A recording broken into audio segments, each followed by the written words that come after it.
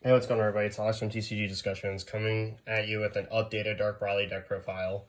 I've decided to bring you this list like a little bit ahead of time because I feel that this deck is actually better positioned in the format than I had given it credit for. There's a couple things that I feel like the deck lacks, but I think that we can manage that with the side a little bit, and I'll talk more about it. And so there's going to be some ratios of things I'm going to try and not try, and just kind of see where everything falls. But I'm super excited to bring you this list because I think that this is, for the first time in a long time, a practical profile that I can bring you that really doesn't just auto lose to yellow, as well as it doesn't auto lose to the advantage of your opponent. Now, Liz just recently got first place in Asia, I think. And while there's lots of things I like about the list, there's things that I don't like about it. I don't like that it wasn't playing the one drop and the parasitic balls because they basically enable a lot of free play. Um, and we'll talk about how you kind of compensate for that in this list. This list is focused on generating a netting hand advantage while being able to survive against your opponent by playing some of the most important cards, I think, that exist for this deck. So without further ado, let's get into the profile.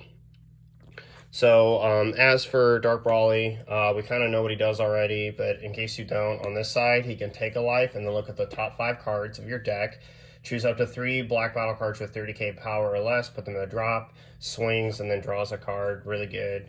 He has an awakened condition to draw 2.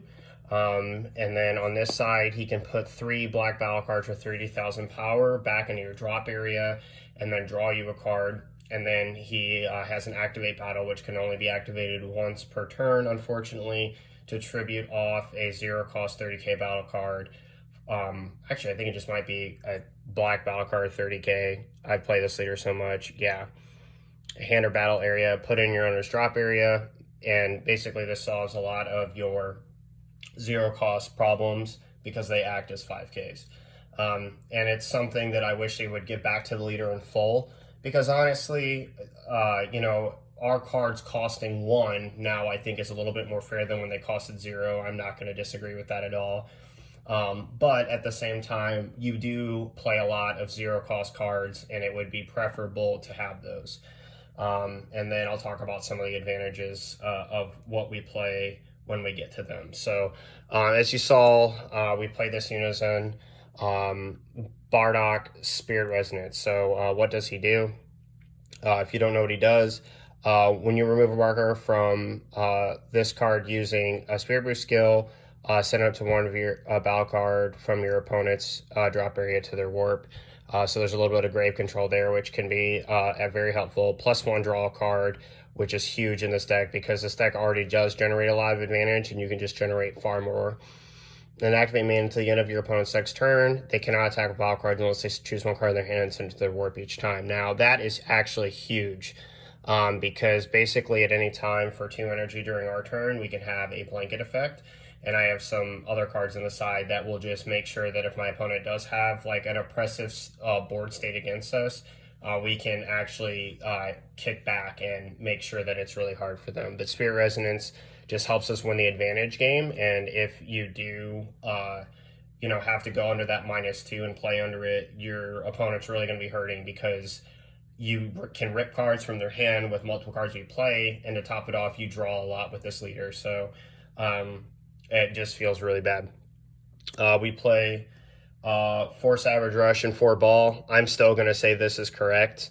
For starters, the ball is a 0/5 at any time, so it doesn't matter that you draw this card.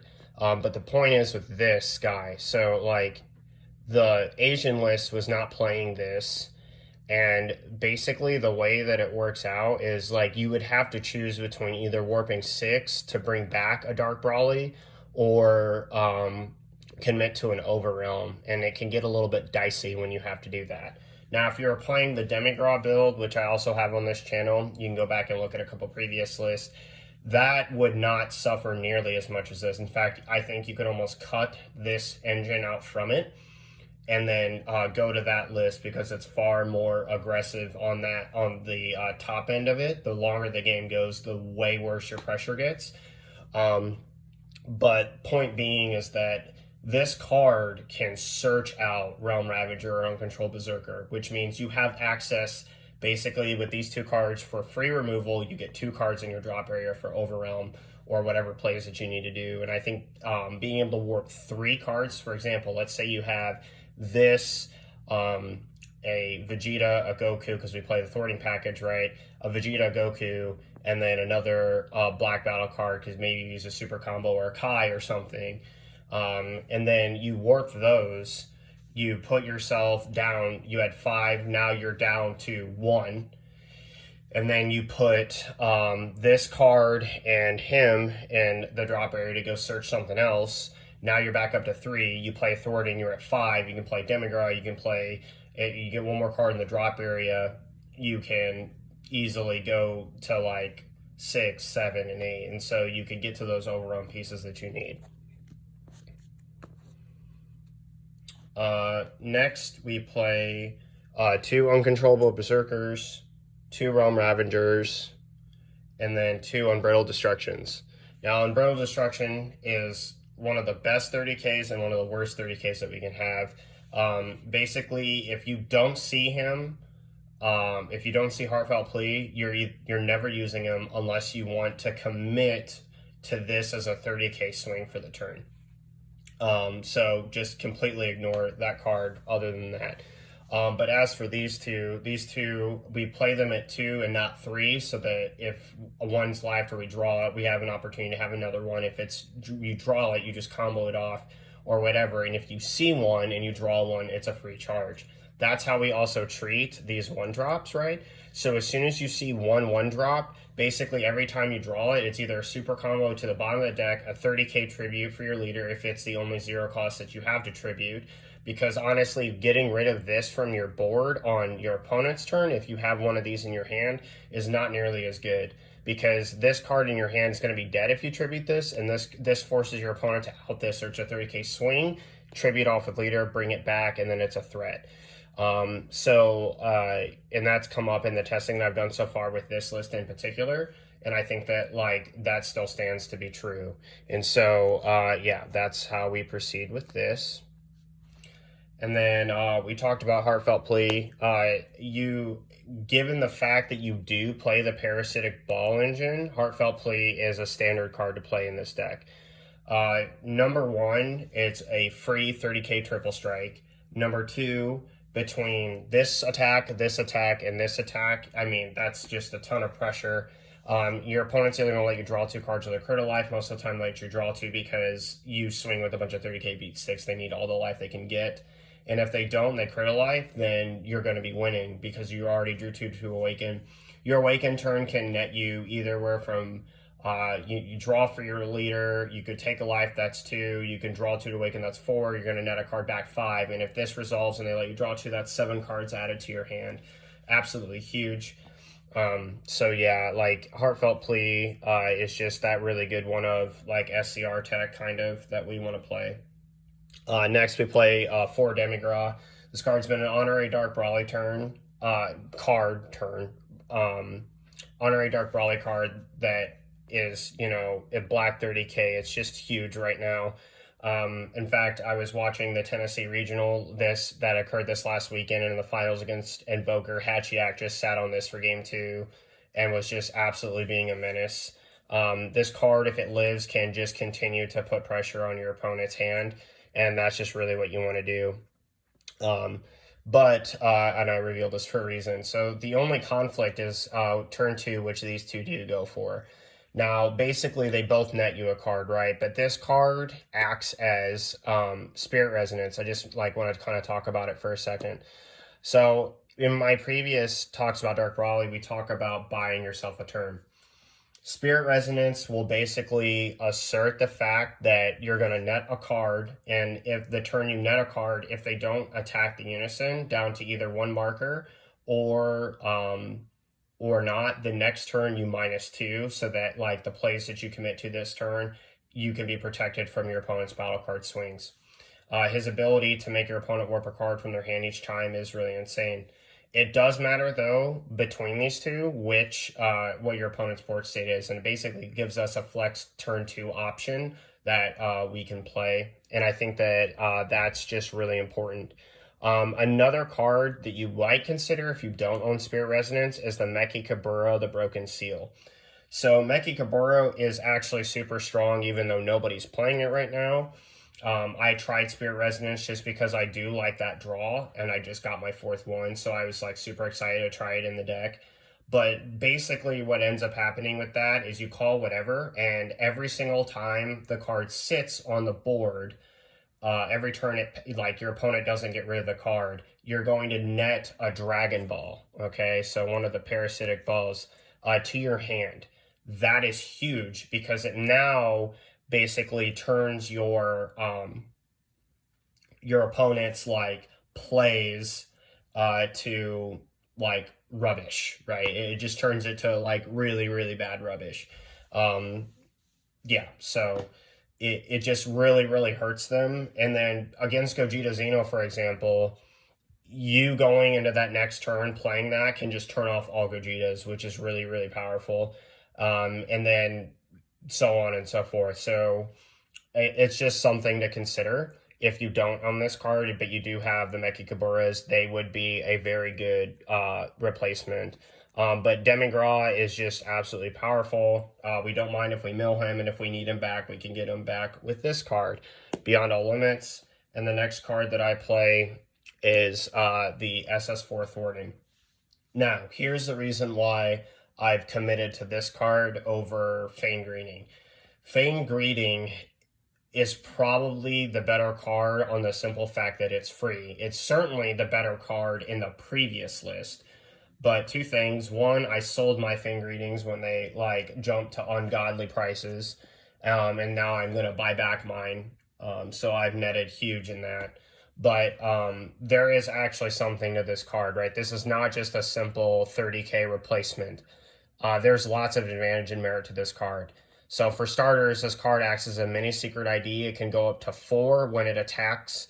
So you have to swing with it, and then it can warp up to a total cost of 4. That's really good. But the fact of him being a 30k crit is basically saying your opponent's either going to take that damage if the swing goes through and they don't negate it, or they're going to combo cards out of their hand, which can cost more than the 30k swing that you're going to get. Now, obviously, being able to raw rip a card is something that is worth testing, and when I get mine come in the mail, I'm going to do some more. But this card fills that slot out very well. Costing an energy doesn't mean anything if you're protected by this. So, like, you can invest into this and it not be as bad. Take cards away from your opponent and continue to warp cards as you see fit. So I really like it a lot. Next, to the big sauce and boss, of course, we've got our Thwartings. This guy is just absolutely bonkers pressure against our opponent. So, it's a 1-drop 25k double strike that warps a card. Everybody knows what this card does. It's no surprise that we play him. And he just makes our aggression way, way stronger than it should be. Like 30Ks for 1 energy and a 25k double strike for 1.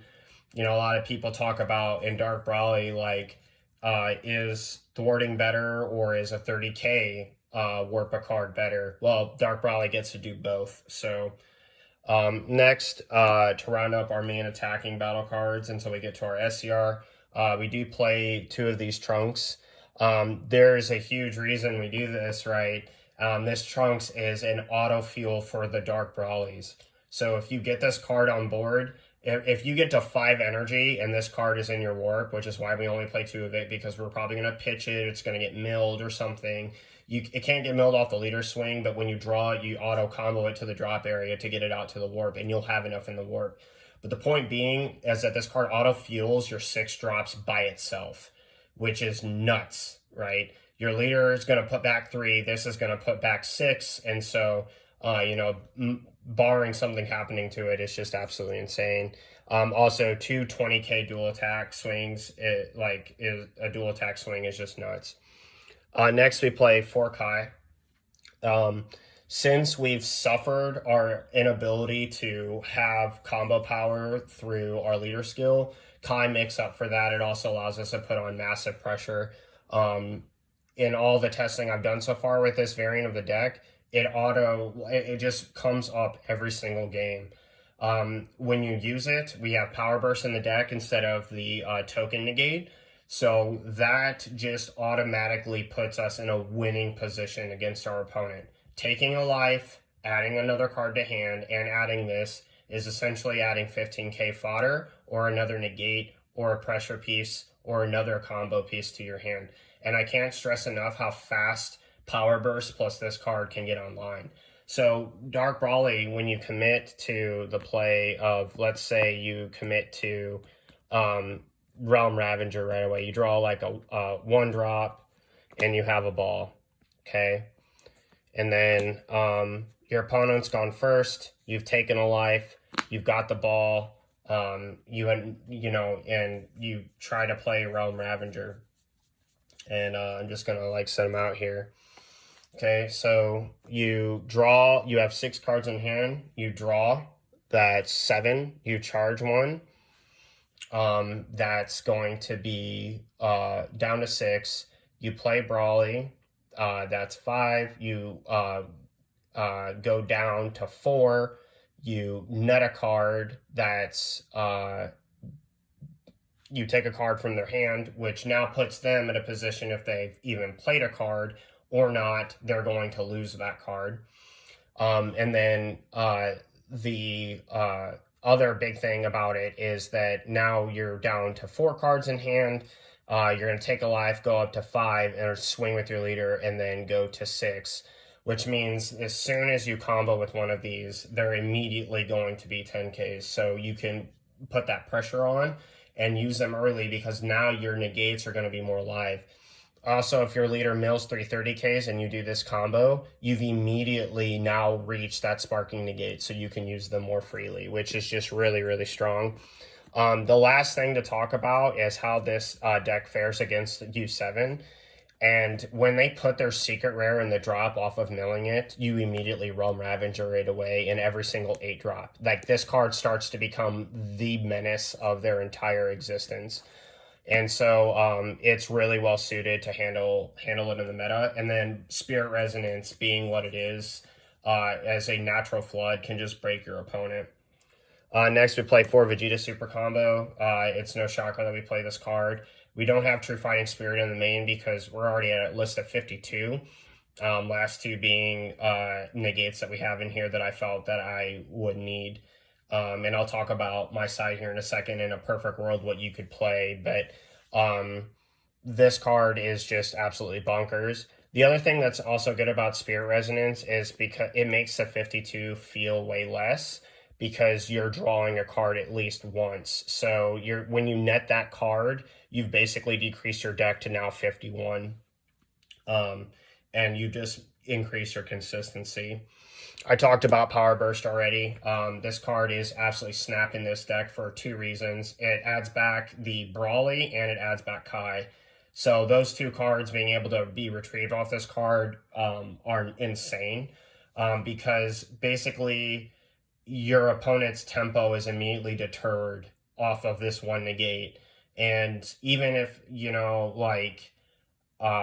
they think they can kill you, if you just keep power bursting and adding back Kais, or you add back a Kai and a Brawly and you have a ball in hand, for example, you can then basically force them to play around what they can commit to if they can't kill you, right? And that's another thing, like Power Burst plus Spirit Resonance and Spirit Resonance -2 and adding a Kai back can just stop the turn. It just can. So, and it just depends on what they have for game. Next, to Petrification. This is the best black negate in the game. I don't know about people's opinions on Oceanus, but this is by far the best black negate in the game. So Petrification just has an ability, you can pitch a card, which is good because we have 0 cost 30Ks that we don't mind pitching. We have Kai if we have, too many cards in hand, and a power burst, we can plan on getting that card back, so it's basically net back to us. Spirit Resonance is going to draw us a card every turn, so we're not losing out on that value. I did see in the Asian list a guy playing a 4-star ball and a couple of Son Goku The Adventure Begins. Very interesting idea, and it fuels Petrification. It just makes Petrification way stronger because you're going to auto net that card back, and it's a 0 cost 5 for you. But point being is Spirit Resonance kind of does the same thing. And this way, we have an ability to stop Secret Rare, Red Secret Rares, Red A-Drop Goku, Big Gogeta, if we need to, SS4 Gogeta, or anything that would absolutely just annihilate us. And so this, against Red Brawly, this stops the swap chain. I mean, there's so many things that it does that send Shenron hitting the 9-drop and then warping it with either thwarting or your uncontrollable Berserker. And that's the last thing about this deck. If you play against a passive deck, you run them over. You will just run them over completely. They can't prevent you from your quote-unquote awakens, right? Like, you're going to awaken. You're going to keep taking your life. Every swing they do, fine, I'll take it. When I get to awaken, I turn 2 and 3, I just absolutely go nuts and blitz. And if I have Petrification and they invest in the 9-drop on their second turn, they swing with anything at all, leader or whatever, and I petrify it, and then I play that Brawly, they've lost a ton of advantage that they net. And then you can basically beat the brakes off of them. Last SCR that we play is Supreme Kai of Time Brainwashed. This is a 50k double strike that will auto-lock my opponent's unisons and battle cards from swinging. We have an absurd amount of pressure. We are looking to play this card on turn 4 or 5. And if we have to, we can play it on turn 3 if it can get us a kill, and we just decide that this is the best investment based on our current aggression, if what they've taken or how they've taken their own life, right? And when this resolves, your opponent is not going to crit their life, especially if your Awaken turn, they critted for Heartfelt Plea. So if they're at 5-4, right, that whole Heartfelt Plea situation I'm talking about, that is basically free, right? It might cost you an energy if you use the ball and the one guy. But if, let's say, you go into 3 energy, right, they go from 5-4, swing with Heartfelt Plea, you do whatever, they negate or whatever, or they don't negate, and if the damage goes through, you just you can activate battle and then combo up. If you combo up to 50 or 60,000 and they can't combo out of that, then you swing with this, attempt to kill them, and if they don't, right, you then activate her ability, and now they can't attack with anything other than the leader. You're at 4 life, and you have a bunch of 30Ks coming at them next turn when they have 1. And you'll basically play through any negate that doesn't outright stop you, like Hachiyak. So to talk about the side for a second, we do play 2 SS4 thwarting the Dark Empires. This card is absolutely absurd. I want to build a deck that literally just revolves around playing thwarting cards that's not Gogeta Xeno, because I honestly detest the randomness of that deck. Sending cards to your drop area is one thing, but warping 5 cards is awful. I watched at the Core TCG Regional. If you haven't seen the VOD on that, you should go look it up. But basically, against Jared, who's playing and piloted Android 16, he's probably the best 16 player in America, if I can be honest with you, with his performance at Nats, and then now what it is with Core TCG Regional. I think he won the whole thing. But bottom line being that Gogeta Xeno just absolutely lost to itself. He had no good Union Fusion pieces compared to what 16 was doing. And to make it worse, he didn't see 1 Overrealm to get his pieces that were in the drop area out of the drop area in order to win the game. And the problem is that he was done on 2 fronts. He was done off of what his leader was milling, and he was also done in the fact that he couldn't draw an Overrealm. and that's how he lost both of his games. And so like I'm just not about that deck, but if I can find a good thwarting deck that could play this and like the other pieces, I absolutely would. And I think that this card, it's good against Hatchiyak, and it's good against decks that are going to try the long game. Sin Shenron's an excellent example of that. If you bring this in against Sin and they go into their turn 4, it does not matter. Like it almost doesn't matter what they play, because you have Petrification, and then you have the ability to take that 9-drop away so that this can hit the board and then do what it does. You're also not worried about it because it can't be KO while it's in rest mode, and that auto procs while it's in rest mode either way.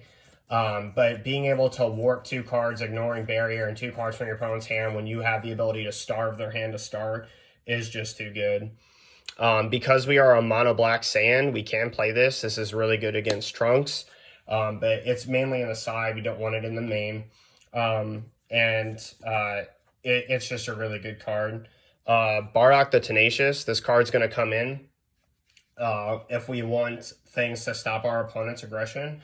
Honestly, I'm considering this card over a Demigraw and another piece in the deck, but to be honest with you, it is really I hate decreasing the 30k cost in the deck, because that's like the number one struggle point of playing a 52 card list and playing the cards that we do, is that we just don't see the pieces that we need. But it is what it is. Next, we play Sin Shenron Negative Energy Explosion. This is for blue. They can't do anything to it, and it auto-murders their Unison. With Spirit Resonance on the board, their Unison is absolutely toast. Their whole game plan is honestly toast. Because we're going to hit a card out of their drop. This card's going to just swing twice and just kill their Unison, and we're just going to have a good day. I respect Turning the Tide too much to not have this in any side deck that I play. And then we play for the last 6, 3 Super Kamehameha and 3 Koitsukais. Now, I wish I could put these 4 cards in the deck, but the reality is that I wish I could take these 4, put it in the deck, and then have these 2 in the side, and then put in some other side deck cards, because I have a couple ideas of what I'd like to put in here. But there is no space.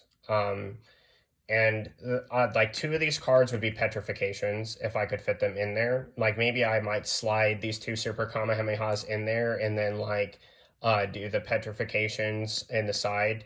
That's what I would like to have, and then 2 other cards, maybe a 4th Koitsukai, and then something else.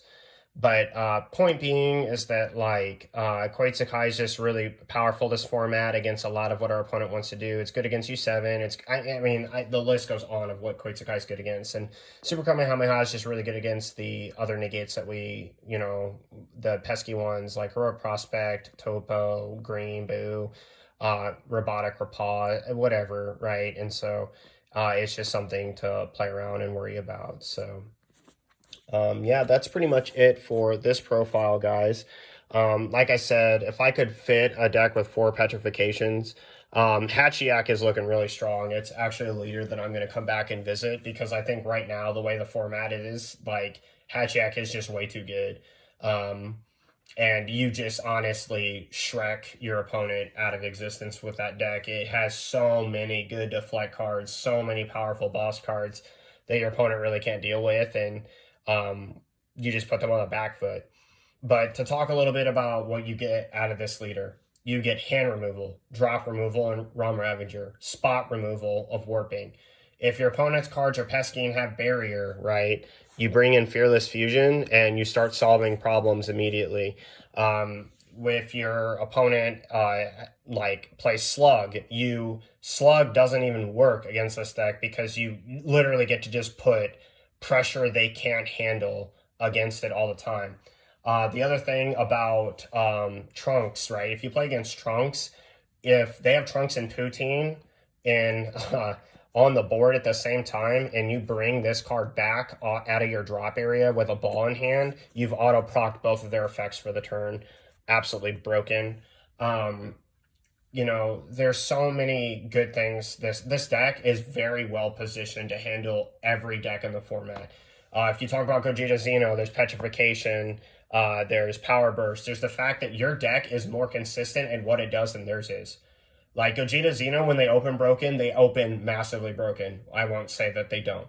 But there is a limit to what they can do every turn, as there is for you. But all of your stuff, when you do them, is just strong, right? Like, if I warp your thwarting, you have to have another one or beyond a limits and 6 in your drop area. And then guess what happens on my next turn? I can do the same thing you're doing and play like Berserker or whatever. The 1-drop weenie cards don't really matter against you, especially because you play this card.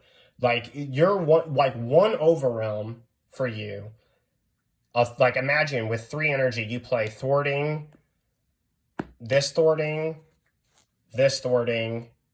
and this guy all in the same turn. You can effectively clear any board that Gogeta Xeno has put on and pressure. Also, if you look at this pressure, 30k crit, 30k, 25 double strike. If they've taken their own life, which they do, and they kind of will in a lot of ways, they will be losing to you very quickly. All their and that's the other thing. Your deck to set up, you don't need to take your life to generate advantage. Those cards are coming back to you. But you have inherent hand removal, right? You have Demigra, you have Uncontrollable Berserker. So you can play cards that will minus them and force them to answer. Otherwise, they're cooked. And like, it's really grindy, but really good. And then obviously Bardock the Tenacious comes in clutch in that which is another card I wish I could fit in the deck. If I went back to my Overrealm build with the Demigra, I would definitely look at Tenacious because for 1 energy, stopping my opponent's entire aggression the next turn is just really too good. The only thing that this deck struggles to is decks that play high amounts of unison, so like Soul Striker, and the new SS God that Couscous, I believe it was Couscous, or was it Cantarcia? They might be the same person, but I think it's Couscous. Played, and it has unisons that have dual attack, and so like Yellow's kind of good with that because they have Trunks, but like that's kind of like what you struggle against is just unison pressure. But at the same time, like unison pressure, for example, when I swing with this 30k and you bottom deck it, it doesn't do anything. This card is retrievable out of my deck because I play this engine. And like you haven't really done anything. Now it's like yeah, but you have to see the ball and that, but you don't understand. You draw an absurd amount of cards in this deck. You'll see those cards eventually, and you can punish those plays accordingly, like if they bonus in this to the bottom of the deck or whatnot. Now, talking about red for a moment, King Piccolo suffers to this leader. Absolutely suffers to him. Number one, these cards are very massive. Like, it's one thing when you're having to, like, over combo a 15k swing, but 30k swings are not something KP easily deals with. Now, admittingly, they have Violent Rays, and we have no effective way of stopping that. But we get that at the end of the day, that almost doesn't matter. I can play this and a thwarting down, swing with the thwarting first, and I've warped 2 of your Demon Clan cards, right? I also now have Spirit Resonance in the deck. So the other way that you play around KP is by attacking their unison. So when they establish unison on turn 2, and you establish your unison either on turn 2 or your turn, or your second turn. So if they went first, they did their thing, played their piano, whatever, try to get set up to draw. And then you do your first turn, whatever, leave an energy open or whatnot. And then they go on their second turn, establish their unison. Having Spirit Resonance available to set that unison up to getting attacked twice is massive, because now, and you kind of get to see how good this card is. So the same thing with Meki Gabura, because Meki Gabura can do the same thing. You can effectively like call Tambourine, right? Now they're into the third turn, they can't Tambourine. But now when they turn off our big beat sticks against their unison, so that we're not netting them advantage, we're still swinging with leader, we're still swinging with this guy, and we're able to deal that damage, and you have more combo power than they do. The other thing is that when they commit to their cards, they basically have to have duplicates of it every single time, right? If you have one symbol in your hand and you charge it, because you had a second one, the instant you play that one symbol, count on it not being on your board anymore. And that's the thing about this leader that is just so dang good, and these cards that are so dang good. And right now we're playing in a format where we have a lot of control, and we have a lot of decks that like want to like quote unquote handle you in like a specific way. So it's opening up to more of a mid-range format, and this deck in the mid-range is actually very, very strong. The only thing that this deck might lose to is Mill, but it's a race, and let me tell you, Dark Brawly is very good at trying to win races. Being able to take a life every turn means that I don't have to worry about your Self-Awakening. One attack against me is more than enough, and we can just start to get there and awaken. And if you draw a Heartfelt Plea and you have that combo against a deck that is trying to play defensively against you, you'll break them. You'll just break them. Against U7 is a little bit difficult in the initial matchup, especially if they see Violent Rays. But if you get to side against U7, oh my goodness, it gets real nasty really quickly. So for starters, you have Petrification for all their big boss cards. Like I also explained, U7 being able to rip their secret rare with Realm Ravager is too much, right? Like you can effectively guarantee that if they don't hard draw it or life it, that they will lose it. And they're always bursting their deck. Like it really does make it like this card lingering in the background makes like their activate, they almost have to awaken and activate and add that card immediately in the same turn that it's milled. If they don't, they're done. Like that SCR is done. You will auto bring this card out in any way you can, and there's no way for them to stop it either. Like you can go ahead and kill all my stuff. It's gonna get played. It's gonna get its effect. And that's the last thing. You commit all of your counterplays to this one card, right? Well, fine, go right ahead.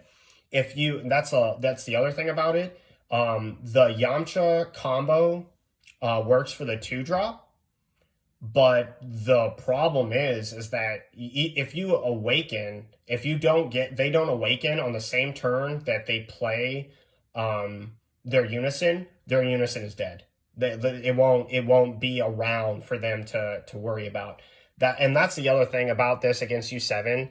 For every card that they're playing to stop your stuff, right, you can easily put a 30k threat on that like immediately like shuts down like what they want to do, right? And like, oh, I played a Goku and a Yamcha. Well, I'll warp the Goku with Uncontrolled Berserker and then play Thwarting and then warp a Freezer or something else.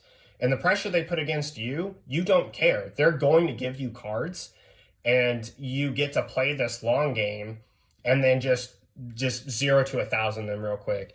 And then this card in the matchup, when it comes down, they're crying. If they play the Jiren build, which honestly is probably better in the matchup, like if they're playing Jiren, this card's a lot less safe because basically they have the ability to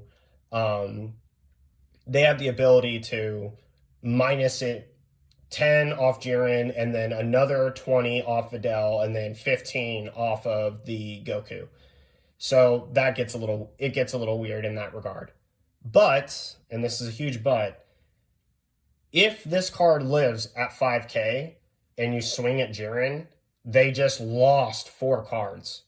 Like, auto lost 4 cards. They basically have to, auto have to, like, after image it. And even then, they've lost 2 cards on board and 2 cards in their hand. And so, yeah, it's just really powerful. And don't get me started about the rest of these cards. The rest of these cards just, like, absolutely decimate that deck. So yeah, that's pretty much it for this. Oh, and Koitsukai too. Koitsukai is really strong against, I mean, we basically have 12 cards that just make that matchup miserable. But That's pretty much it for the video, guys. I'm sorry it was a long explanation, but I felt like I couldn't really talk about this list without talking about its interactions. And honestly, it is really good. Like I thought the Dark Brawly has just been absolutely lacking since like all the errata destruction that's happened to it, and it's honestly made me depressed because this is my favorite deck of all time in Dragon Ball Super. Um, and like this and Invoker are like my two favorite decks ever, and I'm glad Invoker's good again because Lord, it's been too long. But that 17 MVP might be a little too good. But I digress from the ramble. It's just for the first time though, I feel like I'm playing something super solid. Like you just have so many good options. You have a flood that's available anytime. And there's lots of things you can do to what your opponent's attempting to establish. They basically have to auto blitz you, and then like next turn you can clap back and take like 2 or 3 cards away from them, and they have to reestablish every time. So let me know what you guys think about this in the comment section down below. Thank you so much for watching, and I will see you guys next time. This is Alex from TCG Discussions, signing off. Laters.